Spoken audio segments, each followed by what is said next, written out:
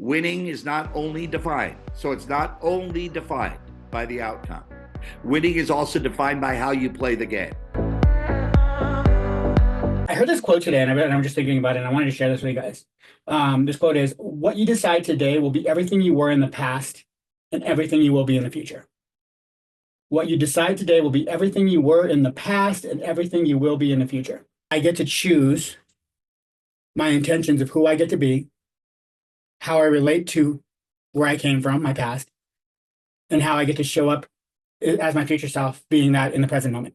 There's a lot of power in our vessel. There's a lot of power and intention.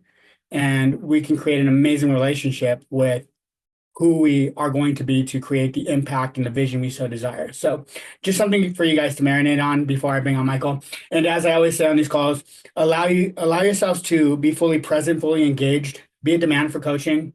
Like I said, fight for the mic, fight for the space. It is your space. Maybe you don't need to fight, but everybody be willing and eager, I guess is what I'm really trying to say. So let's create an amazing space. And Michael, I love you, brother. Let's take it away. Good morning, everybody. So everybody wins and loses in life. And yes, some people get so wrapped up in the outcome. And it doesn't matter if it's our business, our success, our teams. We get wrapped up sometimes in the outcome and we lose sight of the journey. So this is a picture I took yesterday or had taken yesterday. This is my wife. Her name is Hillary. And that's me. And that's my grandson. Do you see my grandson? How could I possibly lose? How in the world could I possibly interpret that I lost yesterday? Now, another way of saying it is my grandson is my own personal comfort animal. We all can have a comfort animal, okay? So during the game where Washington was getting their ass whooped, all I had to do was look at my grandson, and not only could he not care less, okay, because he's not even 1 year old and has no idea what's going down, but that's not the point. He was so happy, just full of joy and in his experience, and he was bouncing between me and my wife and my son and my daughter-in-law, just bouncing around, full of joy, full of life. And it just reminds me that even though something matters to me, and even though I have a commitment, and even though I want an outcome, and even though I'm passionate about an outcome, the journey matters too. And keeping things in perspective matters also. Sometimes we just put a lot of weight into the outcome of something and not enough into the journey. And remembering that the journey is important and the journey matters. But I also want to say, going back to childhood, one of the things that we all heard, I'm sure there's many ways of saying this, but some of us heard these exact words. It's not whether you win or lose, it's how you play the game. And as a trainer and a coach, I can say that that is 100% true. I know people that lose even though the scoreboard has them winning. And I want to give you an example. I was playing with these three guys golf about a week ago. I was playing with these three guys. They're all older than me. Okay, so I'm 60. The youngest was 69. The other guy was 72, and the other guy was 76. And two of them, the 70-year-old guys, are brothers. The other guy, who's 69, is their best friend. These guys have been friends for 40 years. And they travel all over the country. They're all retired. They travel all over the country and play golf together. And they don't live in the same town. Like one of them lives in Portland, Oregon now, and another one lives in upstate New York and whatever. But number one, it's not just the brothers that have maintained, of course, a family connection, but they've maintained a friendship with this guy. Here's the thing that was just so mind-boggling. They don't play for money. Now, if anybody here knows anything about golf, which you may or may not know, it's a competitive game, and everybody is competitive essentially and loves to play for something. And these three guys don't play for money, but it's even more than that. They are in support of each other. I'm like, I've never seen this before. Three guys that no matter what they did, no matter how they hit it, no matter whether it's a good shot, a bad shot, it's in the desert, they can't find the ball, it's on the green, he missed the putt, it doesn't matter. They encouraged each other in every single situation, regardless of the result.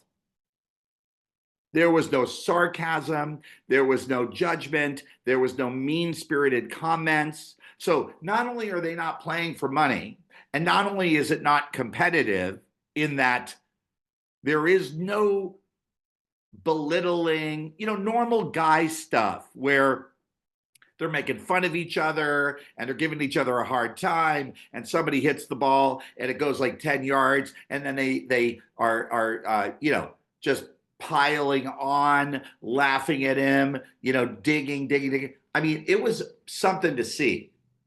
And I acknowledge these guys so much at the end of this round. I mean, I was like so empowered and so inspired to see that three people could get along so well, connect with each other so well, be authentic with each other, care about each other, be generous with each other, be supportive of each other, no matter what the outcome was.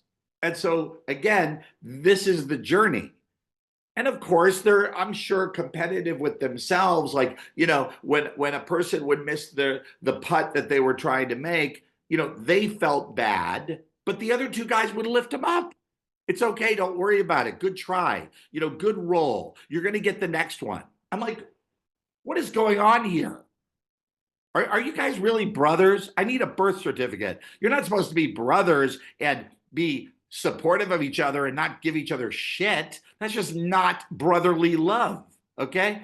So it was incredible. And so I just want to point out, lessons I'm learning as a leader, as a dad, as a husband, as a business person. Look, every one of us are passionate about the results we want. We're passionate about the goals that we have. We're committed, and we have a lot at stake, and we should, because that's important to us and it matters to us. And we're all committed to creating abundance, prosperity, extraordinary results. Excellent. Let's also just remember that other things matter too. So I was 100% passionately committed to my team winning, but at the same time, so incredibly thankful that for the first time in 30 some odd years, I had something to cheer for and a team to cheer for. And I see incredible possibilities for them. So I'm not more disappointed in the outcome of yesterday than I am about the experience of the joy in the ride that we just had and the journey that we just had and what it will begin and what we're going to create today, tomorrow, and next year. It's how you play the game. So when you make a commitment, when you make a declaration, when you're going after your VSPs, your daily, weekly, monthly goals, don't sell out. Don't give up. Don't resign yourself, no matter how difficult it is. Keep working on it. Redesign, reinvent, get coaching, get feedback, shift. And then when the clock goes off and the time is up, embrace your results. If you have what you said, if you did what you said you were going to do, then you get to celebrate and you get to acknowledge. And if you did not achieve or do what you said you were going to do, you came up short. Even in that, it doesn't mean that nothing didn't work. There might have been a lot of things that worked. There might have been some things that are working and are just about to pop. And maybe instead of popping by Friday at 6 p.m. when you said they would, they pop on Monday at 3 p.m. Okay, fine. You have a broken agreement. You didn't get it done by Friday at 6 p.m. but you did it and you did complete it, and it happened Monday at 3 p.m. And that's okay too. And so even when we lose at something or we have a breakdown, it doesn't mean we're losers, and it doesn't mean that nothing worked. Sometimes things are working and sometimes things are not working, and the not working overtakes the working, and that's okay. And we get to learn. And so that's one of the great privileges of being a leader and being in the work of transformation, is constantly learning and being excited about learning, being committed to the learning in all the outcomes. Because I can tell you this, the relationships I saw from these three guys who were not playing for money had a grand total of 0 competitiveness with each other. In my view, from the outside, are winning. I aspire to have relationships like these two guys, these three guys have with each other. And we all could aspire to that, because that's not most often the case. So they're winning, and it has nothing to do with the scoreboard. They're winning by how they play the game, how they show up, how they communicate, how they support one another, how they cheer each other on. Can you imagine being 76, 72, 69 and having these 40-year friendships, these 40-year ongoing, beautiful, empowering relationships? So there's so many ways to measure winning. That's my message on that.